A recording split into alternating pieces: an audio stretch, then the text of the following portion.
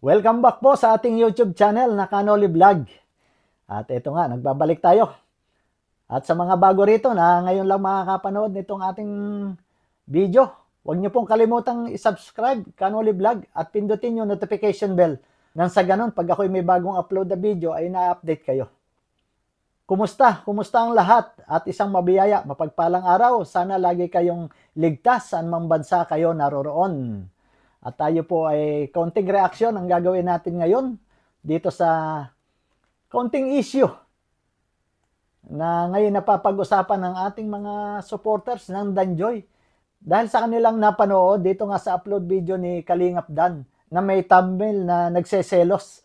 Tapos andon yung picture, naka-thumbnail din yung kanyang beneficiary.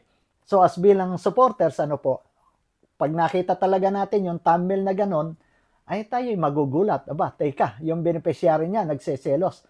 Magtataka talaga tayo.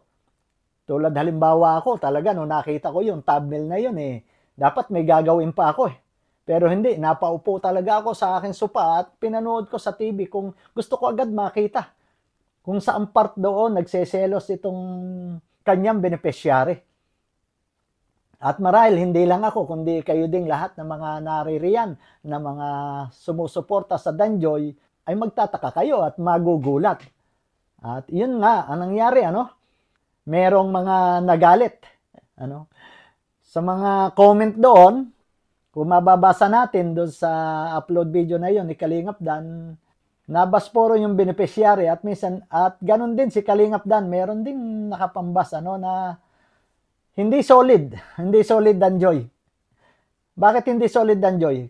Kasi po, yung solid Danjoy na nababasa ko roon ay nilawakan nila ang kanilang pangunawa.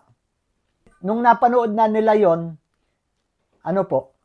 malawak yung kanilang pangunawa. Kaya salamat doon sa mga solid Danjonatics dyan na may malawak na pangunawa. Pero yung medyo nag-aalinlangan pa, kaya, at medyo yung suporta marahil nung galit, nung mga taong nagagalit ay kay Joy Diwata lang, yung suporta, kaya kaya nila agad magalit kay Kalingap Dan Kasi yung kanilang suporta nandito pa kay Joy Diwata. Kumbaga, ang suporta nila kay Joy Diwata, 100% yung kanilang suporta, kaya nakakapagbitaw sila ng hindi magandang comment dito sa video nga na ito ni Kalingap Dan. At sana daw, sabi nung iba, ay hindi na sana ginawang prank yun. Yung gano'n na selos nga. Saan ba tayo na prank? Actually, doon lang naman tayo na prank doon sa thumbnail na yun. Hindi naman po doon sa mismong sinabi ni Dayan.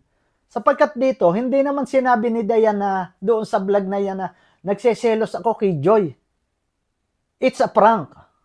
Hindi naman ganun Naunawaan niyo po ako?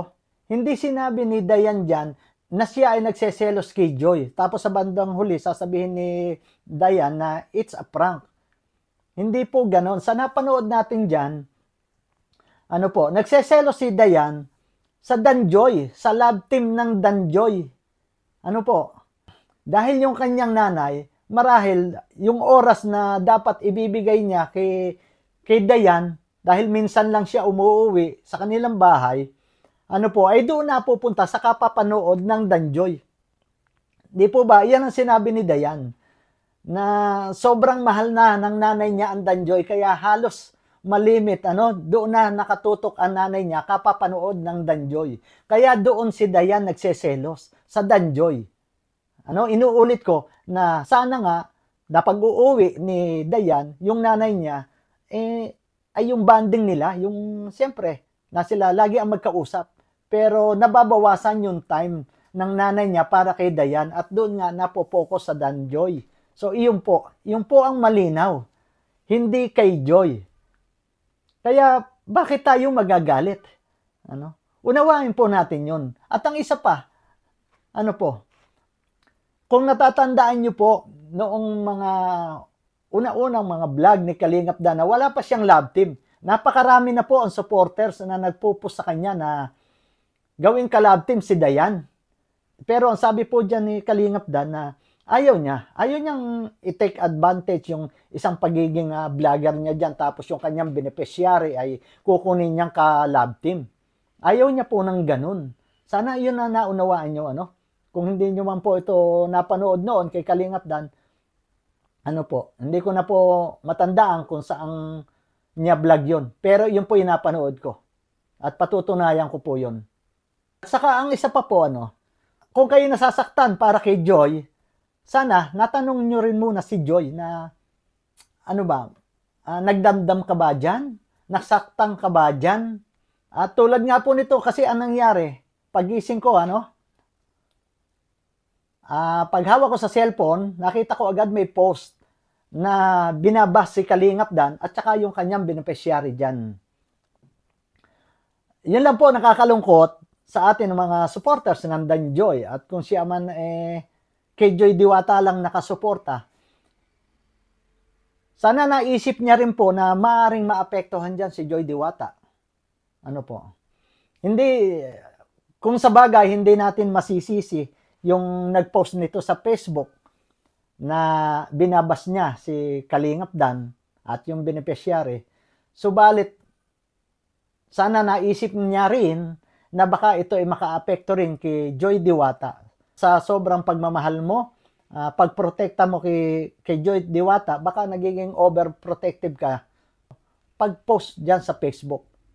Kasi hindi natin alam ano po, na nasasaktan din siya sa parteng yan na si Dan ay nasasaktan sa binabas siya.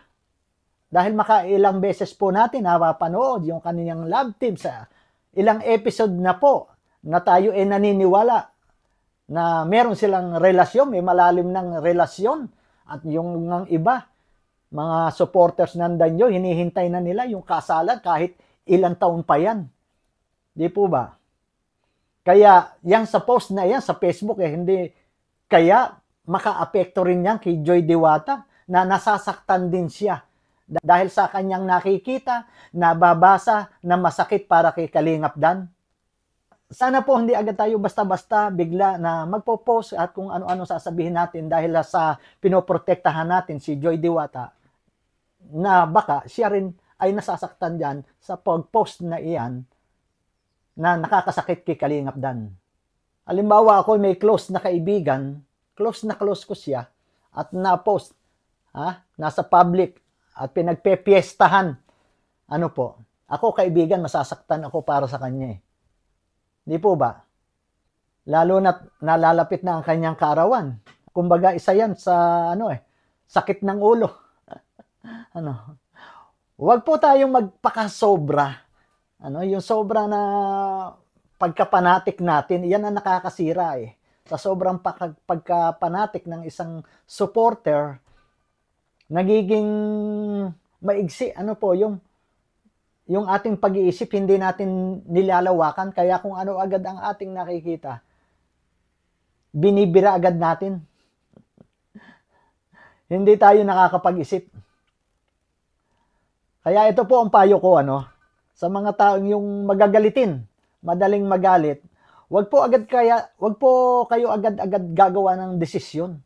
At lalo na ito na magpo-post agad tayo sa social media, sapagkat pag ang tao galit at gumawa agad ng desisyon, mas nakakalamang diyan na hindi tama, hindi maganda yung iyong maging desisyon na sa bandang huli baka pagsisihan mo pa.